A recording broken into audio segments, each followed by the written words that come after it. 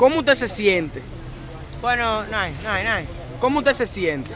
No, ya como le dije, me está esperando un... Oye, Dominican Power, ¿usted ya eso?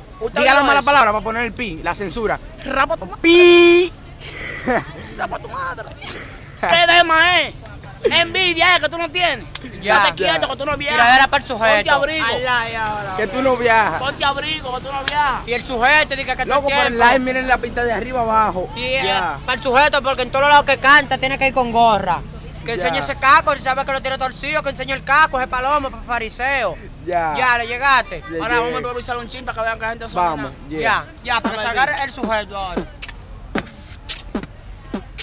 Óigame, me diga que usted es un sujeto, usted tiene el cajo grande y el culo abierto. Váyase de ahí, manito, haciendo con concierto. Tienen que como una cuchara y el culo como un cubierto. Oye, que lo que es, manito, yo soy un concierto. Voy para Nueva York y tú te quedas en el desierto. Oye, que lo que es, manito, yo soy el night. Váyase para allá, hijo de su maldita madre. Tú eres el sujeto, tú eres un palomo. Y tú quieres que en el cajo te quepe plomo. Plomo, y te doy plomo. Te lo digo ahorita, no me llamo Yomo. Yo lo voy a ver, allá vamos a hacer un free. Lo voy a partir, el cajo lo voy a morir. Se va a morir y no va a desaparecer. Usted canta reggae y yo canto hip hop, palomo. Yeah. Ya. Que ustedes no son de lo que son ni tan con lo que están. Ya. Ya.